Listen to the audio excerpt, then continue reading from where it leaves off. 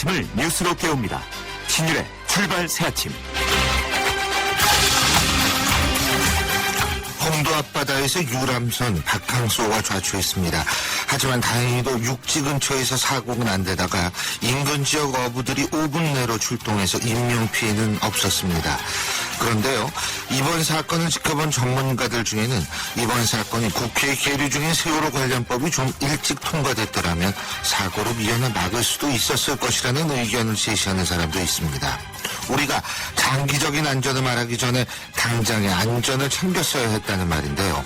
그런데 다행히도 어제 드디어 국회가 본회의에 계류 중인 법안 90여 개를 통과시켰습니다.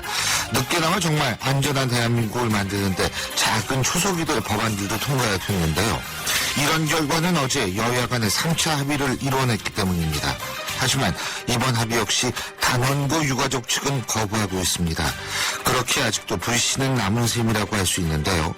이런 상황이 어떻게 전개될지는 모르겠습니다만 최소한 정상적인 국정감사 그리고 늦었지만 정상적인 예산안 심사가 이루어졌으면 합니다.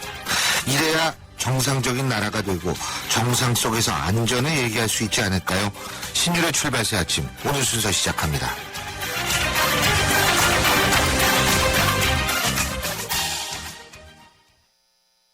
지휘자 금난세입니다. 베토벤이 후세에 위대한 음악을 남길 수 있었던 것은 악상이 떠오를 때마다 반드시 메모하는 습관 때문입니다. 최고의 음악을 위한 금난세 씨의 노력은 매일매일 양지 다이어리와 함께합니다. 나의 역사 속엔 언제나 양지 다이어리. 뉴스를 읽어드립니다. 뉴스를 보여드립니다. 뉴스를 들려드립니다. 최영일의 뉴스 매거진. 뉴스 매거진 오늘도 최영일 시사평론가와 함께하겠습니다. 어서 오십시오. 안녕하세요.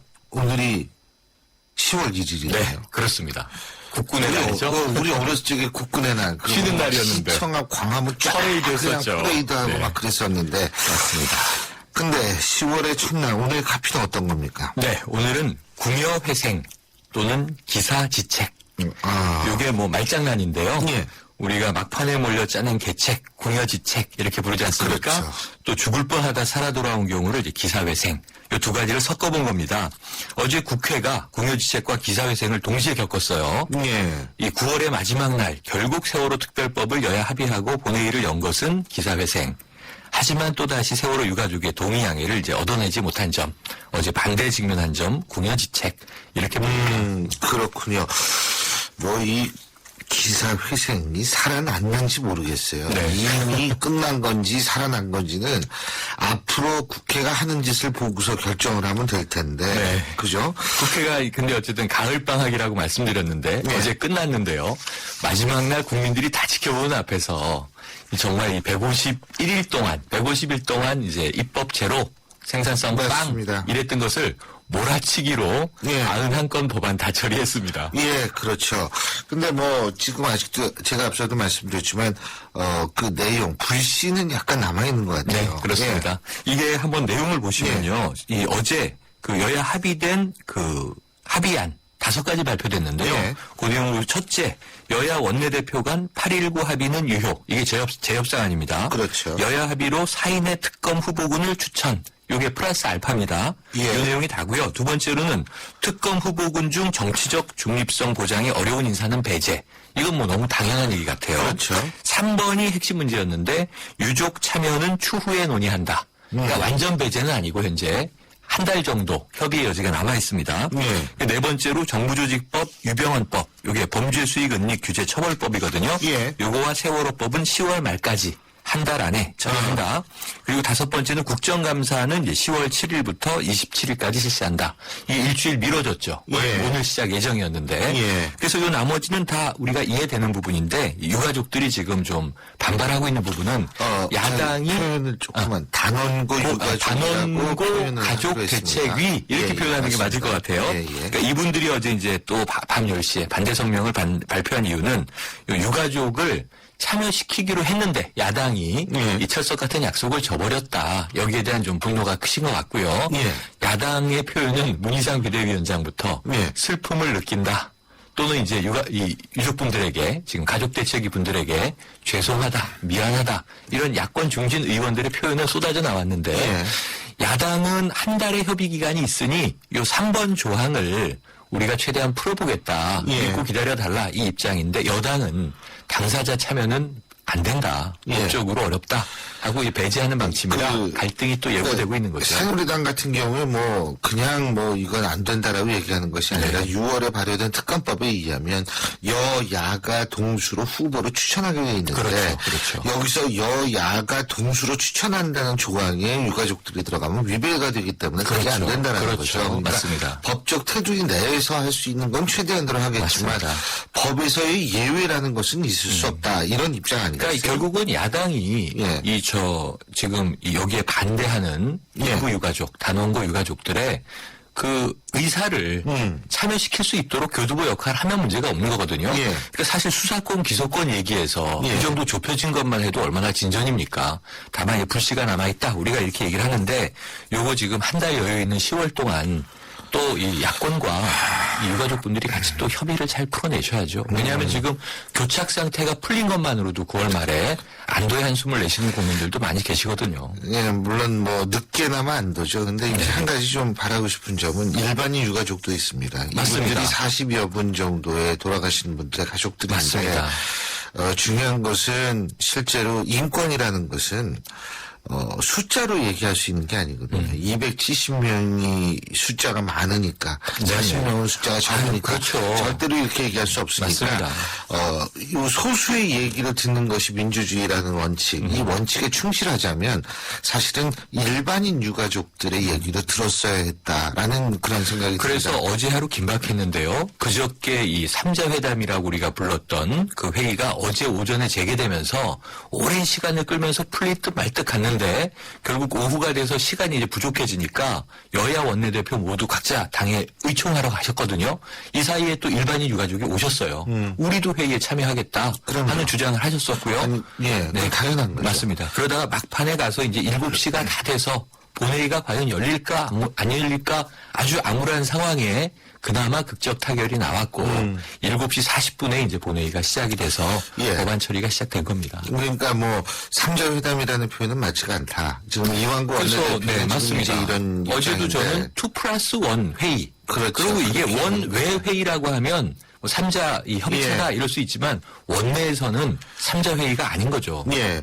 저희가 어제 그 회담장에 들어왔던 이 정치인 분들하고 뭐 여야 막론하고 통화를 다 했어요. 네네. 근데 오늘은 좀 인터뷰하기 힘들다. 쉽지 않을 거요. 예. 그 조항 지금 이렇게 말씀드렸지만 얘기했기 때문에. 애매모호한 예. 조항을 오늘 잘못 큰일 해석하시면 나니까. 이게 잘 좀 풀려가든 또 전국에 맞아요. 불씨가 될 수 있습니다. 그래서 저희가 섭외에 실패를 했고 유가족 측하고도 접촉을 하고 있습니다만 다른 유가족 측하고도 접촉을 하고 있습니다만 쉽지가 않네요. 입장 정리가 되셔야 될 것 같아요. 더. 법안은 다 통과가 된 거죠. 90여 개. 네, 90여 개인데요. 내용이 아주 많습니다. 그 국정감사 정기회 기간 중 실시의 건을 시작으로 해서 이 채무자 회생 및 파산에 관한 법률 개정안. 요게 또 유병헌법이에요. 아. 그러니까 예를 들면 파산했는데 예. 다시 회사를 또 이게 되사서 그렇죠. 그 그런 유지하는 경우가 경우를 많죠. 막기 위한 경우에요. 꼼수죠, 이게. 네. 그리고 이제 전기통신사업법 개정안. 그리고 이제 중요한 게 아동학대 친권남용을 막기 위해서 부모 친권을 제한할 수 있는 민법 예. 개정안. 여러 가지 법안이 있습니다. 본회의 계류 법안 중 80여 건은 비쟁점 법안들이었어요. 아. 그래서 쉽게 처리가 됐는데 예. 문제는 법사위에 또 계류 중인 약 40여 건의 법안이 있는데 아하. 요 안에 주로 정부가 원하는 우리가 민생 법안이라든가 경제 활성화 법안들이 그쪽에 있습니다. 예. 그래서 이제 이것들이 앞으로 또 이제 본회의가 열렸으니까 예. 처리돼 나가야 하고요. 오늘부터는 그 농림이 우리가 저 쌀 관세율 정부가 결정하지 않았습니까? 예. 거기에 대한 검토 오늘부터는 또 상임위가 가동이 됩니다. 그렇군요. 제가 앞서도 말씀드렸지만 국정감사 좀 제대로 되고 네. 예산안 제대로 됐으면 좋겠는데 저는 의문이 많습니다. 네. 시간이 너무 짧죠. 국정감사. 그렇죠. 그죠? 20일 동안 이게 졸속으로 될 것 같아서 저도 아주 걱정입니다. 그게 걱정이고 또 하나 예산안 심사도 이게 전문성이 있는 사람들이면 쓱쓱 보면 되겠지만 네. 국회의원들 이게 전체 300명 구성을 보면은 이 중에서 13%인가 이 법률가 법조인이 출신이 그렇죠. 이게 한쪽 직종으로 너무 몰려 있어요. 그 법률가 출신들이 그 부분에 전문성이 있느냐? 전문성 없다고 보거든요. 그렇기 때문에 제가 볼 땐 전문성도 상당히 떨어진 우리 국회, 떨어지고 있는 맞습니다. 우리 국회. 이 사람들이 제대로 이 예산안을 심사할 수 있을까? 전 이것도 걱정이죠. 걱정이에요. 거기다 지금 김현 의원 때문에, 김현 의원 사건 예, 때문에 발단이 돼서 지금 초선 비례들 예. 합당한 거냐 아니냐 이런 또 논란도 제기되고 있고요. 맞습니다. 아니, 머리 싸매고 공부해도 모자란데 말이에요. 지금 또 다른 문제로 이제, 지금요, 제가 왜 말하다가 갑자기 말이 막혔는지 아세요? 지금 저희가 계속 노력을 했는데, 유가족 측의 박주민 변호사를 저희가 오늘 3부에 모시게 됐습니다. 꼭 들어야 되겠군요. 지금 우리 김혜민 PD가 밤새는 거짓말이고, 아침 새벽부터 이제 노력을 해서 지금 일궈낸 성과인데요. 근데 한번 어쨌든, 들어보죠, 직접. 예. 네.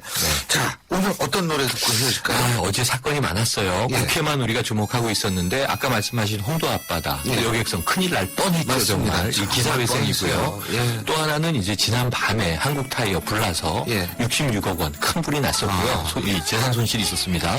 그런가 하면 이게 포털의 실시간 검색어를 보니까요. 소녀시대가 계속 1위, 2위 올라 있었는데 네.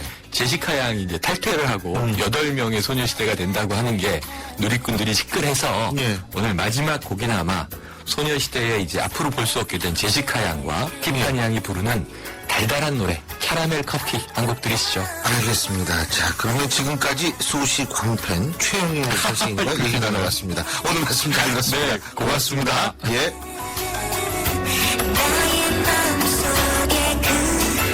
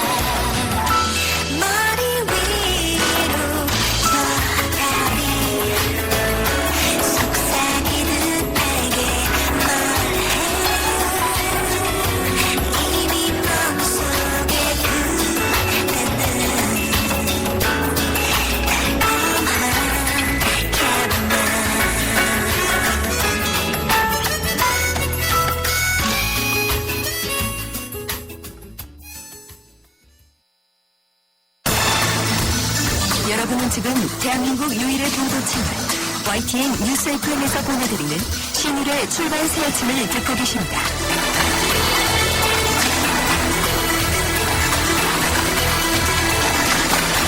세월호의 비극이 아직 마무리되지 않은 가운데 들려온 홍도 유람선 좌초 소식. 이번에도 큰 참사로 이어지지 않을까 정말 걱정하시는 분 많았을 겁니다. 100여 명에 달하는 승객 전원이 하지만 안전하게 구조됐다고 해서 정말 다행이다 싶었는데요. 정말 자칫 대형 참사로 이어질 뻔한 사고를 조기 수습할 수 있었던 것은 인근 지역 어민들의 침착한 초동 대응, 그리고 신속한 구조 작업, 그리고 역시 해경들도 침착하게 잘 일을 처리했기 때문이라는 생각이 듭니다. 그래서 사고 현장에서 승객 구조 작업에 동참했던 목포 해경 홍도 출장소 최재건 소장 연결해서 홍도 유람선 좌초 현장에서의 구조 작업 얘기 자세히 듣겠습니다. 최 소장님, 안녕하세요. 예, 안녕하세요. 예. 그러니까 목포해경 홍도 출장소라면 일반 경찰 같은 경우에는 지구대 같은 거죠? 네, 지구대 개념으로 보시면 되겠습니다. 그렇죠. 예. 네. 근데 이 사고가 나고 얼마 만에 이 소식을 들으셨어요? 지금 정확한 사고 시간은 아직 특정된 건 아닌데요.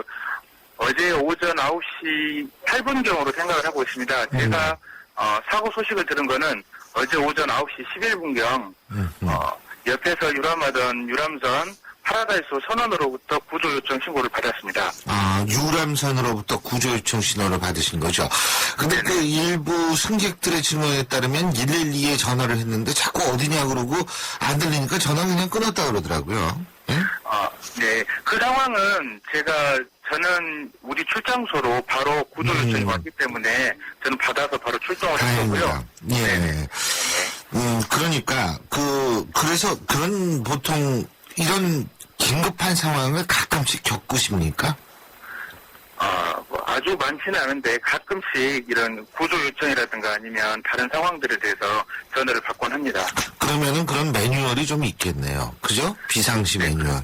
그렇죠. 비상시 매뉴얼이 예. 작성되어 있습니다. 그 비상시 매뉴얼에 따라서 이제 하셔가지고 이렇게 자연스럽게 인명피해가 없었던 거죠. 아무래도 이번 같은 경우는 주민들의 공이 아무래도 아주 컸는데요. 네. 주민들하고 우리 민관이 평상시에 그런 것에 대해서 서로 얘기도 많이 하고 그런 게 좀 많이 컸던 것 같습니다. 예. 어민분들 얘기도 이렇게 들어보면 이 평상시에도 이 좀 훈련 같은 걸 많이 하셨던 모양이더라고요. 이제 그 훈련이라기보다는 예. 주민들과 이렇게 간담회도 자주 하고 대화의 자리를 많이 갖고 있습니다. 네네. 그러면서 예를 들어서 이런 상황이 발생하면 우리 어떻게 해야 되지 않겠느냐. 서로 임무를 이렇게 부여해 가면서 예를 들어서 뭐 마을 이장님 같은 경우는 주민들 통제하고 또 우리 해양경찰은 현장, 다음에 우리 일반 경찰님들은 선착장 질서유지, 예를 들어서 뭐 이렇게 임무를 나누어가지고 하면 어떨까 그런 얘기를 자주 하고 있습니다. 자, 그러니까 우리 최 소장님도 전화 받고서 어민들과 함께 현장으로 달려가신 거죠? 예, 맞습니다. 근데 그때 현장 배가 많이 기울어 있었나요? 제가 현장 도착했을 때는 예. 유람선 선수 부분이 약 3분의 1가량이 침수되어 있었습니다. 선수가 벌써. 네네, 3분의 1가량 침수되어 있었고. 예. 네네. 그래서 승객들이 구명종이 착용하고 구조를 기다리고 있었습니다. 선수가 벌써. 그러니까 출동하기까지 그렇게 많은 시간이 걸리시진 않았을 것 같은데. 한 5분 정도 아닙니까? 제가 신고를 받고, 네. 그 배를 어선 선착장에 가서, 때마침 이쁜 어선이 있었습니다. 네. 그래서 어선에 주민 5명과 함께 타고 출발한 시간이 9시 15분이었는데, 그 4분 차이죠, 뭐. 11분에 네. 이제 받으셔가지고. 네네. 예. 그래서 현장 도착한 게 9시 22분. 그래서 7분 만에 현장에 도착했습니다. 그렇게 신속하게 가셨으니까 이렇게 된 거예요. 근데, 어떻게, 선원들은 어땠습니까? 이 좀 승객들의 먼저 탈출하진 않았죠, 이번엔? 네네. 이번에 갔을 때 저도 아주 상당히 다행스럽고 그렇게 생각을 하는 게 네. 선장이나 선원들이 선내 방송을 통해서 구명동이 착용을 지시하고 안심을 시켜서 승객들 대부분 차분하게 구조를 기다리고 있었습니다. 예. 그러니까 선원들과 선장과 선원들이 이번에는 상당히 적극적으로 탈출을 도왔다 이 말씀이시죠? 네, 맞습니다. 이게 정상인데 세월호는 그러지 못했으니까 참 더 안타깝다는 생각이 많이 드는데 이번에 어민들은 그러면 한 몇 분 정도가 몇 척 정도? 이번에 어선이 유람선 5척하고 어선 12척 정도 현장에 출동했는데요. 어민들이라든가 주민들 포함해서 한 50명 정도가 예. 현장으로 출동을 했습니다. 50명 정도요. 네. 그러니까 이분들이 일단 그러면 어떻게 승객들이 바다에 뛰어내렸습니까? 아니면 배를 침몰하는 배에 가까이 대고서 이렇게 하선시키는 방식으로 했습니까? 네. 다행히 배가 침수 중이었지만 예. 아주 더 기울거나 그런 상황은 아니어서 우선은 승객들이 구명동 있고 구조를 기다리고 있었고 예. 다른 유람선 선플라워라고 있는데 그 예. 유람선이 그 배 옆으로 돼가지고 제가 도착해서 당시 구조를 진행하고 있었습니다. 예. 옆으로 이렇게 뛰어내리지는 않고 그 옆에 현측으로 배 옆부분으로 해서 서로 이동시키면서 구조를 하고 있었습니다. 그 선플라워호라는 배가 바로 신고한 배 아닙니까, 그게? 그 신고하던 배 옆에 있던 그 배도 유람 중이었습니다. 승객들을 싣고 유람하던 배였습니다. 네네, 가까이에서. 그 배가 좌초되는 과정에서의 충격 때문에 일부 승객은 조금 머리 다치고 그랬다고 그러던데. 네네, 어제 승객들을 홍도항으로 이동하고 나서 예. 이렇게 다치신 분들이라든가 이렇게 파악을 했는데요. 다행히 뭐 생명에 지장 있는 분들은 없었고요. 예. 좀 그런 팔이나 다리, 이렇게 허리 등의 통증을 호소하신 분들이 좀 일부 있었습니다. 예. 자, 그리고 이건 좀 구조적인 문제를 제가 이제부터 좀 여쭤보려고 하는데요. 네. 이 유람선이 일단은 굉장히 낡은 배였다. 사실입니까? 유람선 설량은 27년으로 알고 있습니다. 근데 보통 유람선이 이렇게 27년짜리입니까? 일반적인 건 아니죠. 네네, 일반적인 건 아닙니다. 좀 나이가, 그러니까 굉장히 오래된 거죠, 그러니까. 네네. 그리고 두 번째로는 뭐냐면 승객들의 그 증언에 따르면 구명조끼가 낡아서 잘 입혀지지 않는 경우도 있어서 서로 구명조끼를 서로 입혀줬다라는 얘기가 있거든요. 이런 거는 컨트롤이 안 되는 모양이죠. 그 부분에 대해서는 저희가 유람선 점검을 수시로 하고 예. 이렇게 하고 있는데 그 부분은 사실관계를 확인을 해봐야 될 것 같습니다. 승객들 증언이라든가 그거에 대해서 저희가 이제 착용 방법이라든가 그런 문제들이 있고 그렇기 때문에 그러니까 몰라서 그랬을 수 있는 거다 이 말씀이시죠. 여러 알겠습니다. 부분들을 그거는 좀 검토를 해봐야 될 것 같습니다. 그리고 그 구명 그런 거를 이제 계속 정기적으로 점검은 하시는 거군요. 네, 맞습니다. 그 그렇죠. 배 유람선 자체적으로 점검을 하고 저희도 이제 정기 점검이라든가 예. 그런 때 점검을 하고 있습니다. 예. 그런 것도 진짜 점검을 잘 하셔야 될 것 같고, 또 하나는, 네. 어제 사고뿐만이 아니고요. 일반적인 사고 같은 경우에, 네. 지금 이제 세월들이 어제 다 통과가 되지 않았습니까? 네. 그 법이 통과가 됨으로써 좀 더 안전해질 수 있는 그런 것들은 뭐가 있는지 혹시 아세요? 아직은 잘 모르시죠? 그 법안이 어떤 법들인지 잘 네, 모르시니까. 제가 정확히 그렇죠. 그 통과된 법안에서 면밀히 검토한 건 아니니까. 예. 예, 당연하죠. 뭐 그거야. 현장이자. 네. 그러면은 어제 사고를 접하면서 이런 거 평소에도 생각하시는 이런 거가 좀 많이 보완이 됐으면 좋겠다는 부분들이 있으십니까? 저는 어제 이번 구조 경우는 다른 걸 다 떠나서 마을 주민들하고 협조, 상당히 신속하게 일사불란하게 이루어졌다는 것에 대해서 그래서 단 한 명의 인명사고 발생하지 않은 것에 대해서 상당히 고무적으로 생각을 하는데요. 예. 평상시에도 이런 민과 관의 협조 체계 구축이 예. 긴밀하게 이루어져야 할 것으로 생각을 합니다. 예. 평소에 그러니까 이 경찰이 올 때까지 어쨌든 가장 빨리 출동할 수 있는 게 어민들이기 때문에 그런 거 아니겠어요? 주변에 있는 바로 네. 주변에 있는 선박이라든가 어민들 그분들이 가장 먼저 도착을 할 수 있지 않습니까? 가장 네. 먼저 구조에 나설 수 있고 그분들의 도움과 그분들 희생정신 그런 게 많이 필요하다고 느꼈습니다. 그렇군요. 아니, 어제도 참 우리 소장님 같은 해경분들도 굉장히 수고를 많이 하셨고, 또 인근 지역 어민들도 수고를 많이 하셔가지고, 보는 사람의 입장에서 볼 때는 굉장히 흐뭇했어요. 예. 예. 진짜 어제 수고 많이 하셨습니다. 큰일 하신 거예요. 아유, 감사합니다. 정말 너무 인명사고가 없어서 정말 크게 너무 기분 좋고 다행이라고 생각합니다. 아니, 그건 신속한 출동 덕분이죠, 사실은. 굉장히 그래서 제가 볼 때는 해경으로서도 그렇지만, 아니, 한 인간으로서도 굉장히 큰 일을 하셨다. 정말, 저는 어제 그 구조 작업하셨던 모든 분들, 정말 우리 사회에서 작은 영웅들이고, 이런 분들이 있기 때문에 이 대한민국이 굴러간다고 생각을 합니다. 예.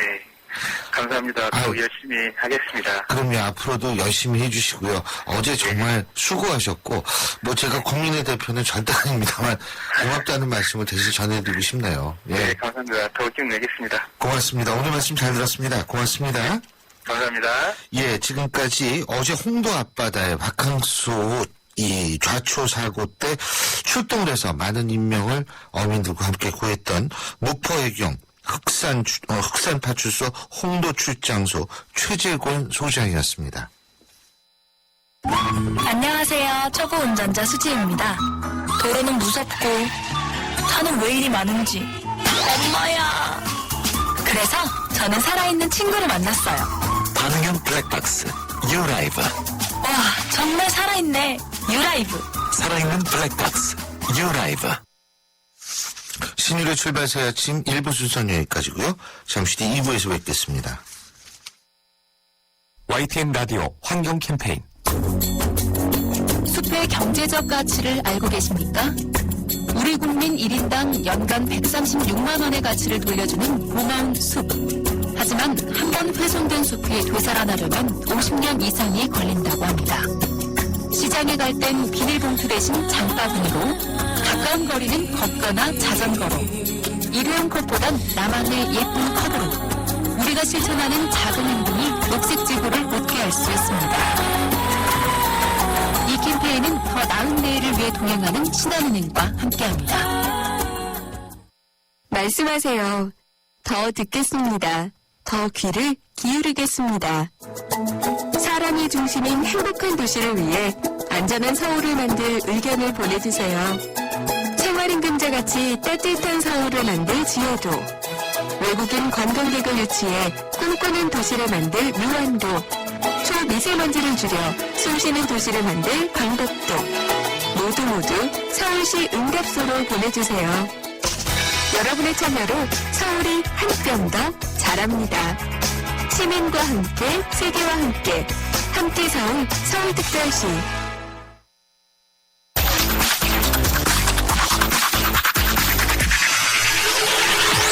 신유의 출발 새 아침.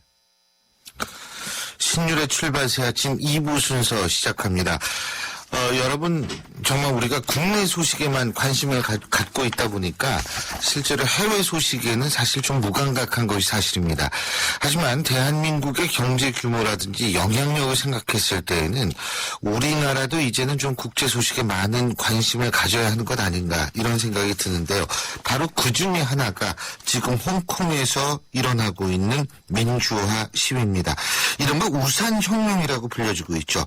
홍콩 경찰이 최루가스를 뿌리면서 강경 대응에 나서니까 몸을 숨길 수 있는 우산이 시민들에게 필수 시위 도구가 되기 때문이라고 합니다. 정부가 내놓은 새로운 선거 방식에 반대하는 움직임으로 시위가 시작된 건데 지금 거의 민주항쟁 수준으로까지 번지고 있지 않나, 이런 관측도 나오고 있습니다. 자세한 얘기 단국대학교 김진호 교수와 알아보겠습니다. 교수님 안녕하세요. 예, 신윤 선생님 안녕하세요. 예. 교수님이 홍콩에서 공부하셨잖아요. 그죠? 예. 예. 옛날에 거기서 홍콩사를 전공했죠. 그렇죠. 근데 어떻게 홍콩에서 그래도 좀 공부를 하시고 이러셨던 분의 입장에서, 예? 지금 시위를 보면 기분이 어떠세요? 지금 홍콩시는 과거에도 이런 시위가 있었습니다. 사실 1967년에도 있었고, 예. 노동자 시위가 있었고요.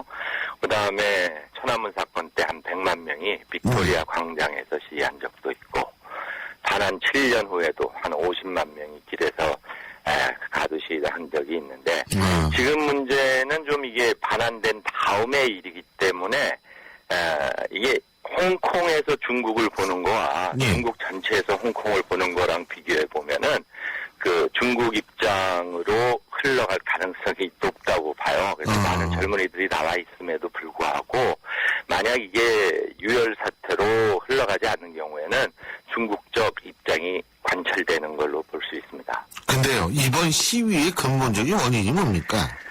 홍콩 시의 기본적으로 생긴 문제는요, 사실 1984년부터 영국과 중국, 그때 이제 등소평 시대인데, 준비하는 과정에서 영국이 식민 통치를 하면서 홍콩에 정확한 서방 민주 제도를 성립시키지 못합니다. 이 상황에서 이제 급하게 이제 중국에 반환 협정을 하면서 중국으로 돌아간 다음에 많은 이제 홍콩 사람들이 외국으로 이민을 가고 젊은 사람들과 기층 사람들이 남아 있는데, 이들이 이제 홍콩에서 계속 생활해 보면서 느끼는 게 97년 이후에 중국의 영향력이 점점 강해지고 경제가 종속되면서 젊은이들에 대한 미래가 없어지는 거예요. 그러니까 직장을 찾거나 집을 구매하거나 등등 어려운 상태에서 이러한 것을 바꾸기 위해서 홍콩이 과거에 얘기했던 고도자치라는 말을 썼거든요. 일국양제 고도자치라는 거를 왜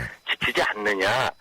이건 뭐냐면 홍콩 사람들의 지금의 생활을 좀 더 개선되고 발전될 수 있는 방향으로 해주기 위한 민주화가 이루어진다는 그 젊은 층과 기층 세력들의 요구라고 볼 수 있습니다. 아, 그렇군요. 그러니까 지금 근데 직접적인 이유는 저거죠. 이 홍콩 장관, 그러니까 홍콩을 하나의 국가라고 따지면 총리라고 얘기할 수가 있겠지만, 이 사람을 어떻게 뽑느냐, 직선제 방식 문제 아닙니까? 예, 직선제 방식 문제인데요. 과거에 홍콩의 총독을 임명할 때도 영국에서 직접 임명을 해온 상태인데, 여기서는 이제 97년 이후에 처음에는 이제 중국과 좋은 관계를 가지고 있는 동건화, 동재화, 그다음에 정인첸 이 두 분이 5년씩 연임을 했는데 이게 무슨 문제냐면 중국에 반환된 이후에 홍콩에서 친중국 세력들이 형성됐어요.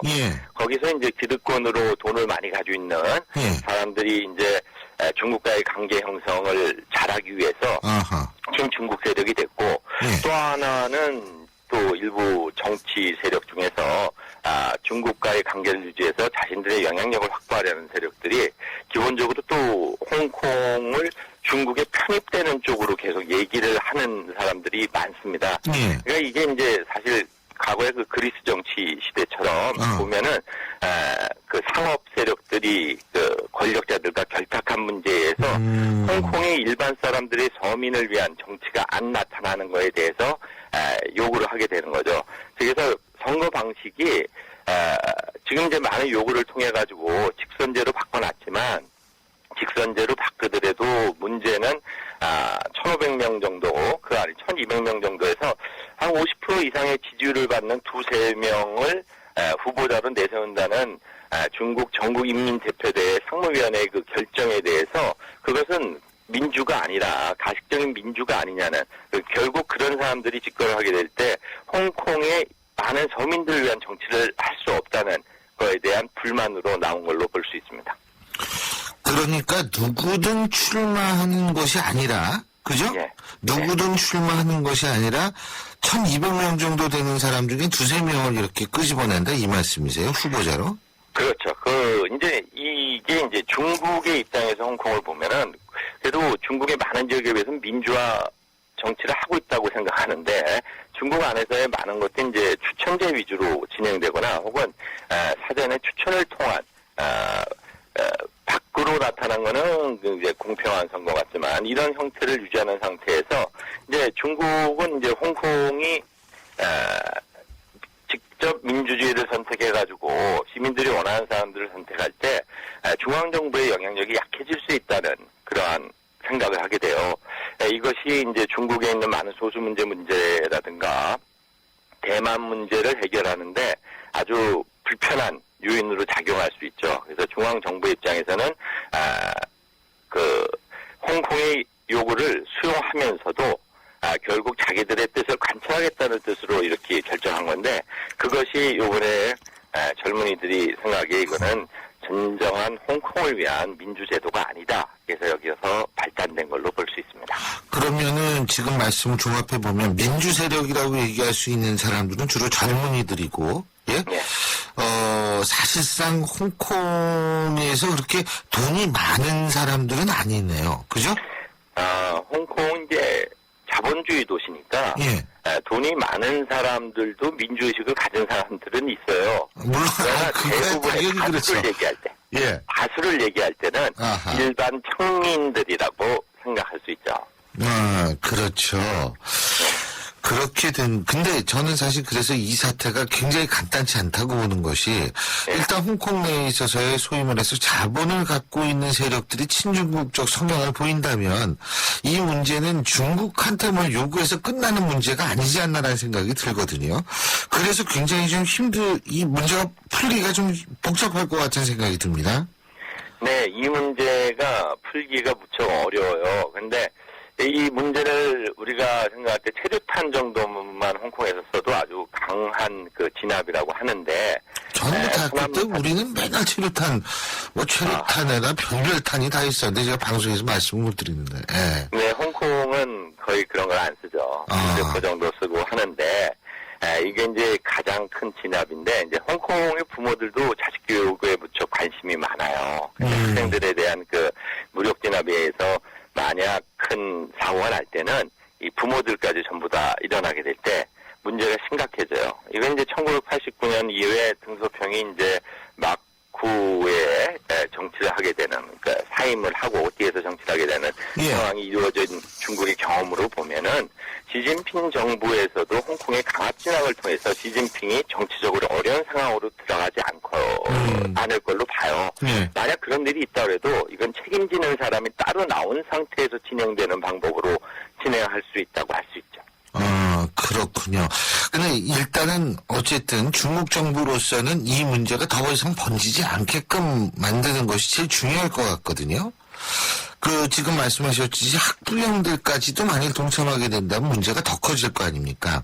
근데 그거를 좀 효율적으로 최루탄 같은 거 말고요. 어떻게 좀 달랠 수 있는 방법은 없을까요? 이제 오늘이 중국 국경일이잖아요. 이제 중국은 이제 역사적으로 국경일이나 이런 날에는 불길한 행동을 하질 않습니다. 축제 분위기로 가야 되기 때문에 이런 일은 이제 일어나지 않는데, 중국은 기본적으로 어떤 지역에 소요 사건이 날 때는 통신을 단절시키죠. 단절시키고 중국 안에서 지금 많은 이 관련 언론 내용들은 전부 다 삭제돼 있고. 지금 현재 그렇군요. 예. 이 상태에서 제2단계는 제가 보기에는 아마 홍콩의 대표들이나 이 사람들을 불러서 그들이 설득하는 방법으로 진행하게 할 것 같고요. 만약 이걸 중앙정부의 힘으로 풀지는 힘들 거로 봐요. 얘가 그렇게 힘들 이유는 그런 경우는 중앙정부가 책임을 져야 되기 때문에 홍콩 자체가 홍콩의 특별행정부 자치라는 정치체제를 가지고 있기 때문에 홍콩의 지도자인 양저닝이죠. 양저닝이 아마 책임을 지고 풀게 하고, 만약 그걸 못 푸는 경우에 양저닝을 바꿔야 되는 문제가 생기겠죠. 그래서 이제이식으로 이것도 아마 직접 손은 대지 않고 간접적인 방법으로 해결하고, 또 하나는 이제 어제 미국으로 간 중국 외교부 장과 미국과의 얘기 속에서 만약 중국은 항상 인권 문제가 중요한 문제로 나오기 때문에 많은 키워드나 해결 방법은 미국과 해결해야 될 내용이 많아요.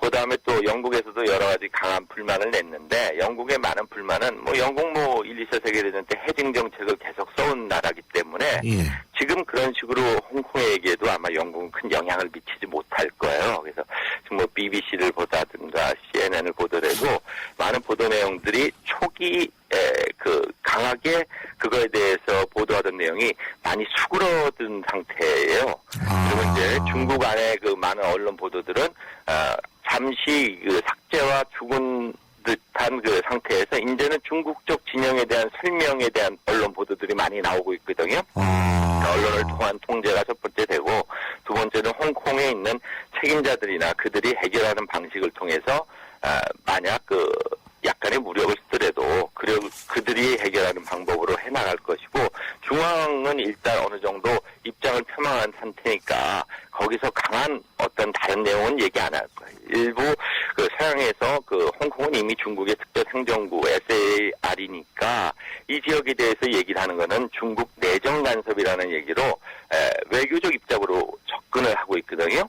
그 상태 이상의 홍콩 문제를 우리가 어떻게 하겠다는 거는 중앙정부가 특별행정부에 대한 기본 일국양제 체제의 통치 방식을 벗어나는 거기 때문에 그 방법을 선택하지는 않을 거로 보입니다. 지금 교수님 약간의 무력이라는 말씀 쓰셨는데, 과거 같은 경우에 최루탄이면 굉장히 강도 높은 진압수단이다, 이런 말씀도 하셨고요. 그렇다면은 더 좀 강도가 높은 폭력 사태는 발생하지 않겠죠? 물론 어떻게 보십니까? 그렇게까지는 안 되길 바라야죠. 근데 이제 홍콩에 주둔되어 있는 게 이제 인민해방군이에요. 인민해방군이 벌써 홍콩에 주둔하고 있고. 그건 옛날부터 17년 반환 때부터 주둔하고 있죠. 주둔하고 있고, 지금은 치안병력들이 거기서 지금 대모를 맡고 있는 상태 아닙니까? 경찰이죠, 그러니까 쉽게 얘기하면. 경찰이 이제 맡고 있는 상태인데, 이 상태에 만약 거기 홍콩에 있는 인민해방군이 좀 진압하는 방식이라든가, 혹은 경찰 병력을 좀 더 늘려가지고 강한 진압을 하다 보면 보이지 않는 충돌이 나올 수 있잖아요. 그래서 그런 문제 때문에 아마 군대에 대한 진압은 아직 생각을 안 하고 적어도 그 병력을 좀 더 늘려가지고 정찰력을 늘려가지고 진압하는 방법을 쓸 것 같은데 이제 홍콩 사람들이 이제 남방 중국인이 많고 그 이후에 또 중국에서 이민 온 사람들이 많아요. 최근 이민자들이. 그러니까 그 안에는 일부는 중국을 지지하는 사람도 많단 말이에요. 이 상태에서 이 젊은이들을 어떻게 보호해야 되는가. 그러면서 이 문제가 국제화 문제로 번지지 않고 해결할 수 있는 방법을 가지고 이제 중국은 고심을 하게 될 거고 홍콩의 지도부 자체도 중국의 죄를 범하지 않으면서 그래서 중국으로부터 신뢰를 상실하지 않으면서 홍콩 문제를 잘 해결해서 자신들이 계속 지금 재직하는 그 임무를 계속 수행할 수 있는 방법을 선택하려고 하겠죠. 그렇군요. 근데 가장 중요한 것은 뭐냐면 지금 이제 교수님 말씀을 종합해 보면 실제로 홍콩이 이제 영국 통치하에 있었다가 이제 중국으로 넘어가면서 생기는 여러 가지 변화가 있지 않습니까? 근데 그 변화 중에 하나가 이른바 어떤 정치적 민주화에 관한 변화도 있을 수 있는 거고 그런 문제 때문에 결국은 그러니까 부적응 문제도 있는 것 같아요. 어떻게 시간이 흐르면 아까도 교수님께서 뭐 계속 이런 시위가 많이 일어났다고 말씀하셨는데 시간이 흐르면 조금 이런 정치적 민주화에 대한 요구라든지 이런 게 수그러 들어갈 가능성은 있다고 보십니까? 이 홍콩의 많은 과거의 교육이 국립 거기서 이제 관립학교라고 하는데 영어 교육이나 중고 교육으로 하는 그 많은 교육이 사실 영국 위주로 돼 있었어요. 중국 역사보다는 서양사 위주로 공부하고 그다음에 영국의 그 역사의 발전관이라든가 등등을 공부를 하면서 잘하고 홍콩에서는 이제 장사하는 거를 자유스럽게 할 수 있게 했지만 정치적으로는 많은 관여를 못하게 해놓은 상태거든요.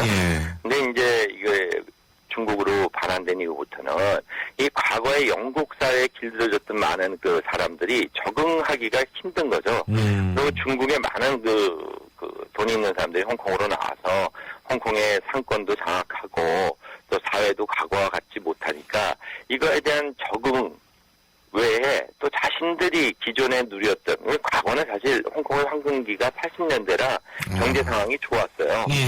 근데 지금은 홍콩의 대학생들이 졸업하고 받는 월급도 우리나라보다 적은 상태예요. 취업도 안 되고 이런 상태에서 이 전체를 중국 정부의 이제 문제로 생각하게 되죠. 중국은 이제 교육에서도 개혁을 해서 중국식 교육으로 교육 편제도 했고 그다음에 언론 같은 것도 중국이 많이 통제하면서 중국에 대한 많은 그 사상이나 그런 내용들을 집어넣고 있지만 이 젊은이들이 이게 받아들이기 어려운 거죠. 첫째는 대학이 많이 늘었습니다, 홍콩에. 그런데 이 대학 졸업한 사람들의 그 취업이 어려운 거죠. 사실 거기는 그 뉴욕이나 런던처럼 고도 상업 도시이기 때문에 잘 사는 사람들은 그런 걸 그 문제 삼지 않죠. 외국 가서 공부하거나 다 하는데. 홍콩에 태어나서 홍콩에 살아야 되는 홍콩을 사랑한다는 홍콩 사람들 입장에서 이걸 볼 때는 중국 정부의 지금 행정이 홍콩의 발전과 자신들의 그 복지라든가 그 안에서의 그 사회생활의 자유 이런 것을 충분히 누릴 수 없게 한다는 거에 대해서 불만을 나타냈다. 그렇군요. 잘 알겠습니다. 오늘 말씀 잘 들었습니다. 고맙습니다. 감사합니다. 지금까지 홍콩 사태에 대해서 단국대학교 김진호 교수와 얘기 나눠봤습니다. 신율의 출발 새 아침 2부 순서는 여기까지고요. 전 8시 10분 3부에서 다시 찾아뵙겠습니다.